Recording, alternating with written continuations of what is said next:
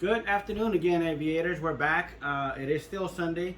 I know I recorded the other video very early or last night about the Canopy. So just to continue on the Canopy, it's nice and flush right there. Uh, when you open it, then you get to see again how I trimmed it, and you still see some of the white stuff. I haven't taken off all the flashing on it yet. I'll get to do that eventually here in a little bit. I wanted to go over some other things here for the cockpit.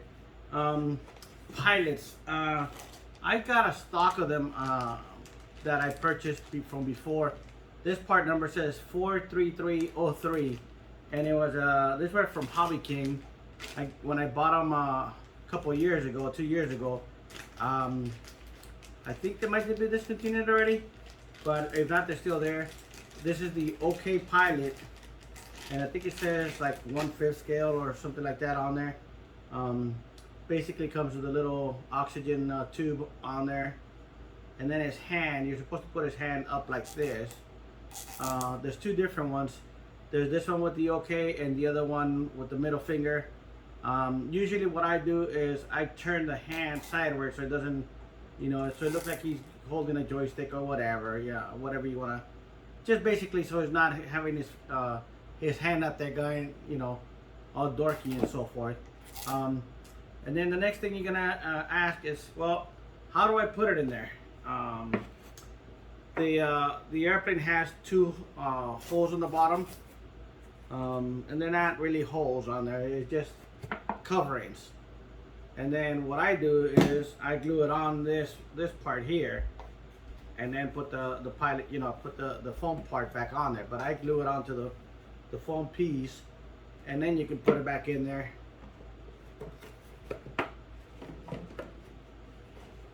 I know he's crooked in there right now, but you get the point. He fits the part. Let me straighten him out a little bit.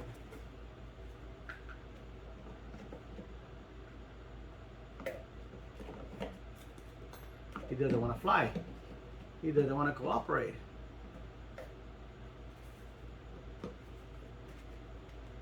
There you go. That's a little bit better. I mean, and the stock Canopy has like a decal in there for the instrument and so forth. But you can go however you want. Here I have two 3D printed seats and backrest. Stock one and then a painted one. These were done for me by Pat Gagnon here in Arizona, but now he moved to Florida out there. But I mean, that just shows you that you can do whatever you want on there. You can 3D print your own and put them up there. What do you call it? And you would have to cut off the original one out, out of there, and then add your own. So you can take it as far as you want. For me, as long as it has a little pilot in there, that's fine. That's good enough for me. I'm not gonna go crazy and install a new dashboard and everything, but I'm just showing you the possibilities. If you wanted to 3D print your own, this is just one option that's out there. So that's how the pilots would go in there, and it has two of these covers, one in the front, obviously the one you just saw, one in the back. You see the tape there, so if I remove the tape, that's what allows you to go ahead and remove that cover. And then when it's time to say you go ahead and put in your pilots in there, what I do is I only put a little, very little drop of glue in each of the corners in case I ever need to remove this and adjust the pilot, or the pilot jumps around or whatever. The back seat, on the back part of the pilot, if I'm using the same pilot, I actually have to cut off about 1/4 of an inch, almost 1/2 an inch. This line right here, I have to trim all that down where you see the bottom of his vest or whatever. I have to trim that all the way around about that much in order for it to fit. If not, it's gonna be too big and hit the top of the canopy. Let me put them in there, and then I mean, it barely, it might close, but if you see, if you take a good look, he is hitting the top of the canopy there, and you don't really want that. So again, you just trim it a little bit, and then you're able to put it in there. I'm gonna put this aside down here, but you would just trim like the last ½ inch, or just to the bottom of his vest, all the way around. You would have to cut his arm right here, the same amount, and over here where his belt is at and all that, you just cut them straight to the bottom of the belt right here, and then it'll fit on there perfectly in the back. So we'll put that aside. The receiver plate comes off real easy. The gas lines, the fuel lines go through the little slit right there that you see there, and that way you're able to safely remove the fuel lines from the airplane. I recommend you take out the fuel tank and the UAT and have a good look at them. I mean, I have spares up here, so you always, you know, this is the 1600 cc tank that's in there, and what you want to do is you want to hold it up to the light and then see how far the clunk goes down. It's supposed to be almost at the bottom or touching the bottom, and then if you go, you know, to the other side, it'll be the same. The only thing is, when you're measuring it, if you take this out and then measure the where the clunk is at, the actual inlet is at the top, so you got to measure it, you know, where it's gonna hit down at the bottom, close to where the lines are. Typically most tanks have the hardware and the opening in the middle. This one has it on, you know, on what I consider to be the top of the tank right there. So inside the airplane, I'm gonna go ahead and remove the tank just to show you. The UAT is held by Velcro, and then the tank is just in there being held in place right now. The two pieces of wood that hold the tank in there have not been glued on there, and actually I think it's 3 pieces. Let me get them here and I'll show you.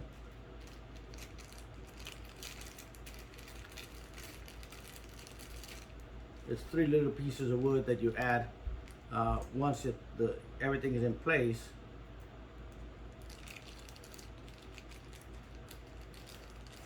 These are the tank holders. Basically, they go in like this. Oh, if I do it right.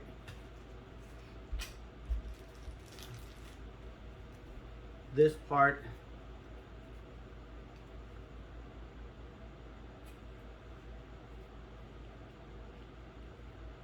like that. There's 3 pieces of wood.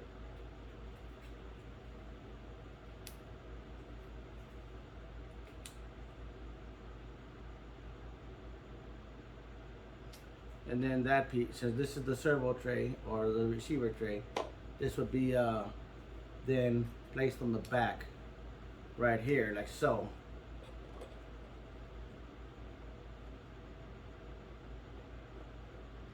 To hold the tank in place once everything is there. Anyway, you get the idea. So the first thing I'm going to do, I'm going to go ahead and release the Velcro so I can get to this tank. And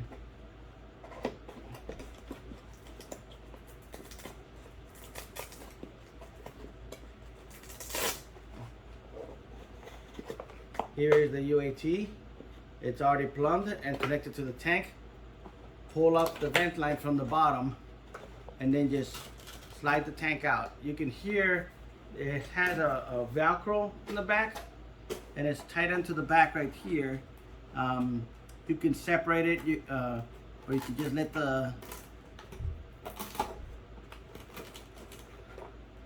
you can stick any little thing on there, screwdriver or anything on there to separate the Velcro, so it'll let it out. Or you can just pull on the tank and stick your hand back there and slowly like separate the Velcro. If not, what it's gonna do is just gonna pull the glue off of one of the 2 sides, either the tank or where the wood is at in the back.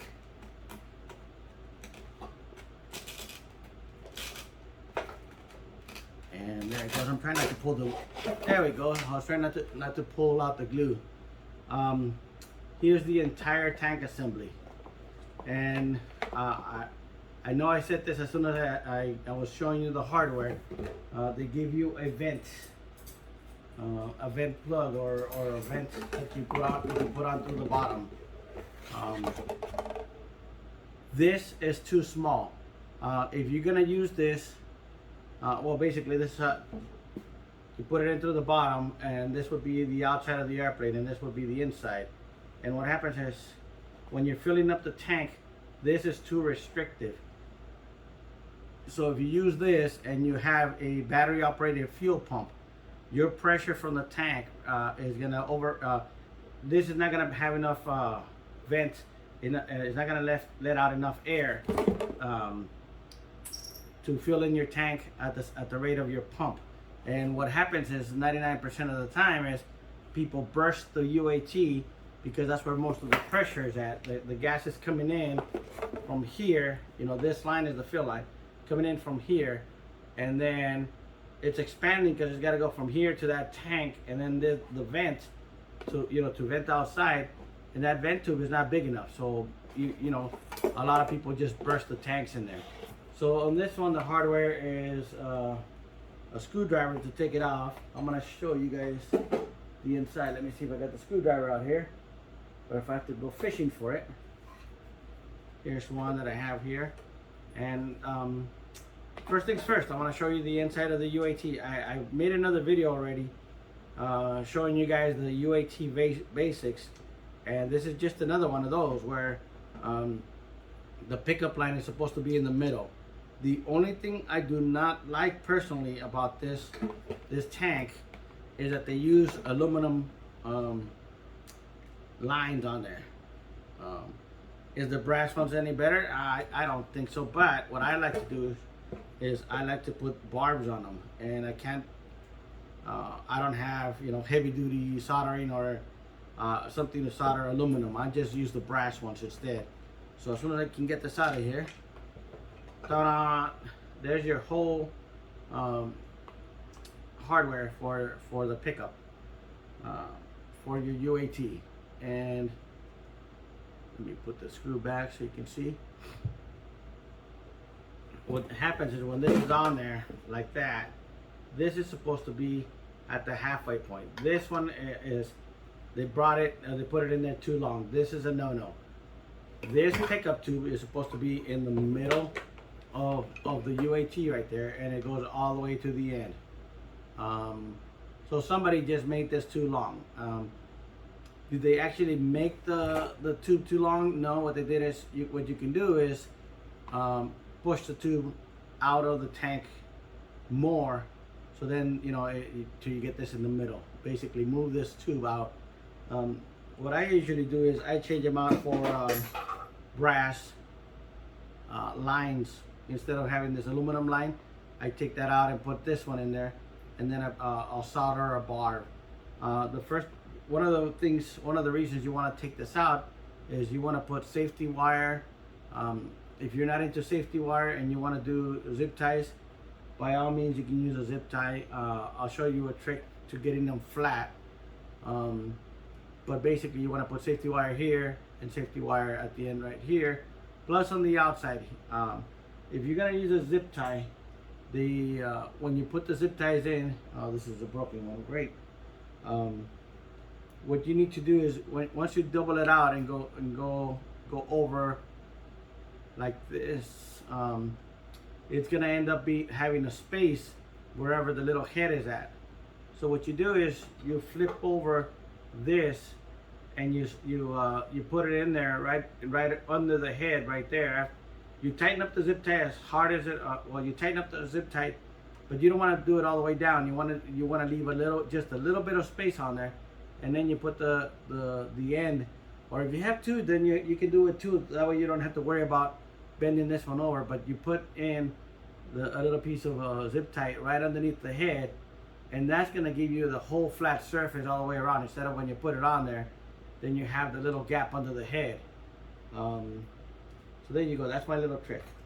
So then, now that you saw that this is not on there properly, I'm gonna go ahead and take it apart and then put it on there. So the pickup, the fuel pickup right here is supposed to be in the middle of the tank right there. So what the easiest solution is, like I said, just either cut this aluminum tube that's on there, or just push it out more where it comes out, you know, it'll stick out more on this side.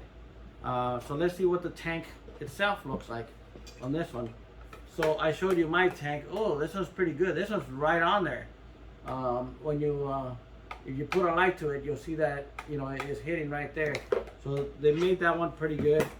I'm gonna go ahead and take it out and show you again that inside, you either, whichever method you prefer. I mean, it's okay the way it is. It's not ideal, so it just depends on how much time you want to put on it. I haven't done anything to this airplane outside of the videos, and so far we got 2 videos at, you know, what, one of them is, well, both of them are about half an hour each at least. So I spent, you know, an hour on this airplane, or whatever, an hour and a half. I have not done anything to the airplane outside of the recordings, just to keep it fair, if you will. So this again, this tube, this fuel tube, it looks good to me.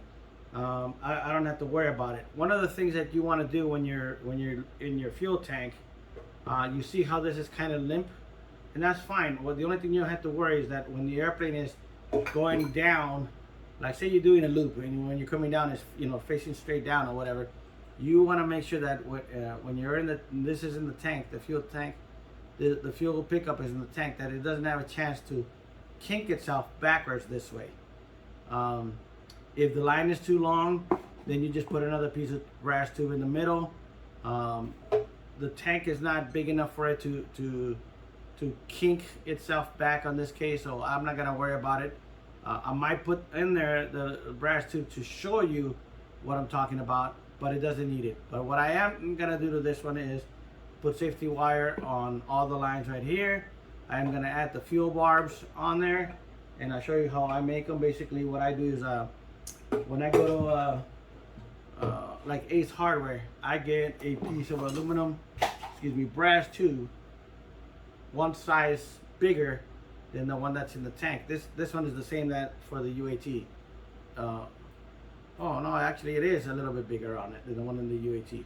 So this will be the tube that's gonna go in the UAT, and then I'll just cut a little 1/4 inch piece out of this big tube and, you know, make the barb and solder it here at the end, and then make the barb. But you want to get the same tubing as whatever you had on there, so you don't want to put anything smaller. I'll measure this one and make sure it's the same size as the UAT one.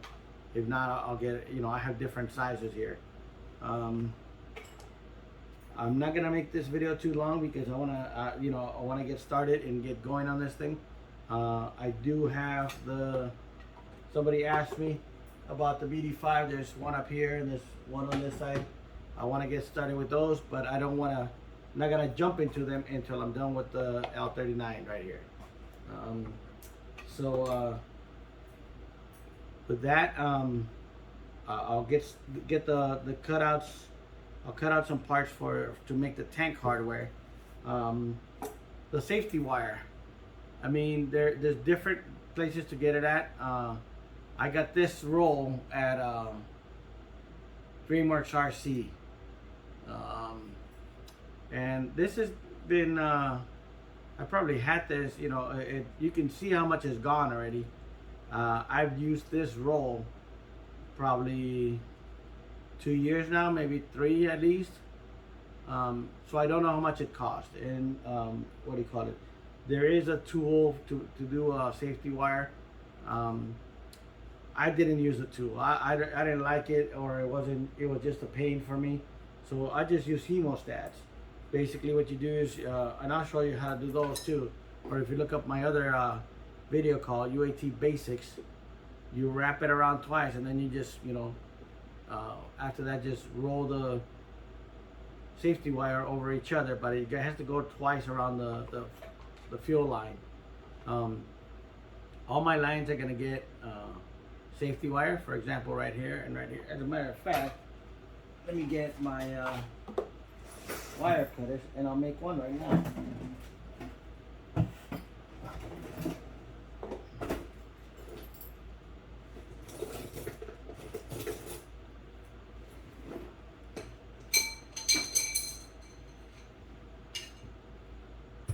So basically I get my safety wire and I go ahead and cut off a piece.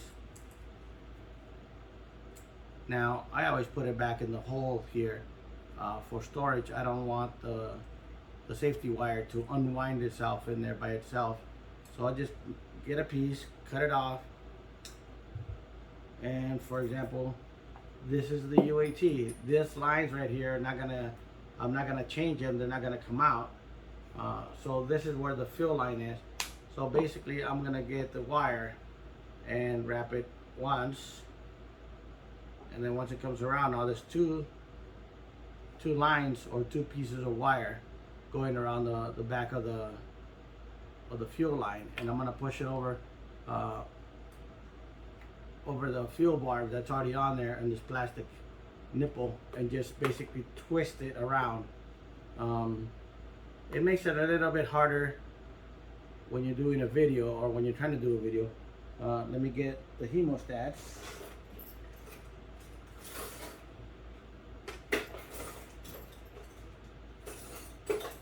And basically what I do, I mean, like I said, there's a tool that you can use. You know, you put it in there and it rolls the wire. I personally, you know, I bought it, I used it, and then, like, you know, I went back to basics, doing it by hand.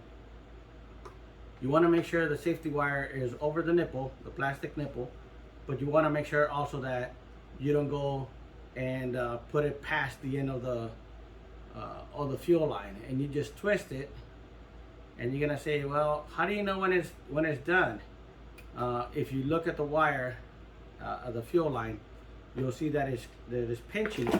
One of the ways that I use to tell if it's done or not, or if it's enough, is I just basically move the wire. If it's easy to move, to shift the wire around like this, then it still needs just, you know, a couple of more turns. If you turn it too hard, what's gonna happen is you're just gonna break the wire that you put on there. So I did, what, you know, about 3 or 4 more turns, and I can see it pinching the fuel line over the barb now. And I tried again, and look, it's not really moving that easily. That's good enough for me. So what I do from there, obviously, is I cut off the excess wire, the 2 little antennas. And please wear safety wire or safety glasses when you're cutting the you know, never cut it out towards you or like this. So I don't have my glasses on. Face it away from me towards the camera or somewhere else, and then go cut it, you know, and that, you know, cut off the excess. And what happens there is now I just roll the excess wire back down over itself like this. And basically what you're doing is you want to get it away from you. So if you ever come over here, it doesn't cut you. You don't get cut by the wire. Trust me, you know, when you start doing wire like safety wire like that, you will cut your fingers or you'll stab yourself.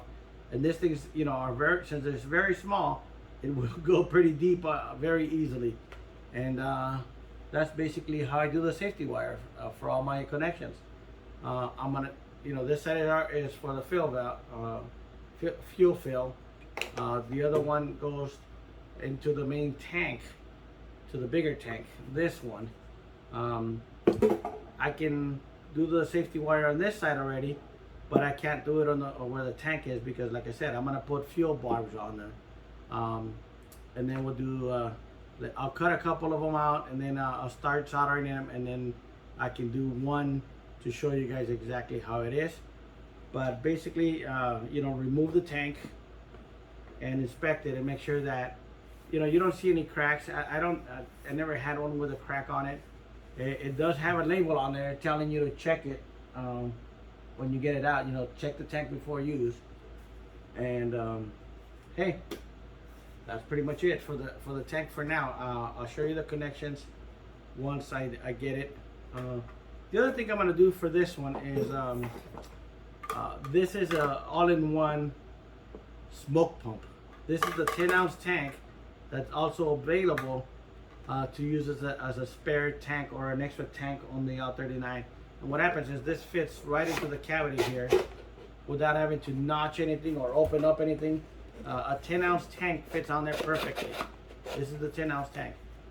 Whatever tank you put in there, it has to be flush with this because of the canopy, or else the canopy will not close. If you want to use one of these for a spare tanks, Banana Hobby sells this, but this is an all-in-one smoke pump. And this is the whole kit. Basically, it comes all together like this. There's the connection for the battery. It has the XT60, and then the other one is the receiver connection for your smoke pump to see, you know, when you turn it on and off. It is a brushed motor. It has all the cables came already connected. This is the way it came when I bought it. You got your fill valve right here, and it has the connector on it. You have your injector is already there. So like I said, it's all-in-one. It's already ready. The one tip that I'm going to give you, I mean, I've seen a lot of people do this mistake, is they put the end of the connector too close to the turbine. You don't want it to be the pressure of the turbine to be sucking air or sucking the smoke out of the tube when the smoke pump is turned off. And basically, by putting this too close to the turbine, you can do that. So this is it has it at a perfect 90-degree, more or less. Well, I want to say perfect, but it has it at a 90-degree angle. I tend to place them like at 45-degree angle, not a whole 90-degree angle. You want it to spray into the stream. This, if you have too much smoke, it could try to go across the fuselage, across the pipe, and just, you know, if there's too much oil in there at one time, it'll just catch fire. So you want to avoid the cavitation or the pressure from the pipe, from the turbine, excuse me, pulling on there and sucking out the oil when the pump is off.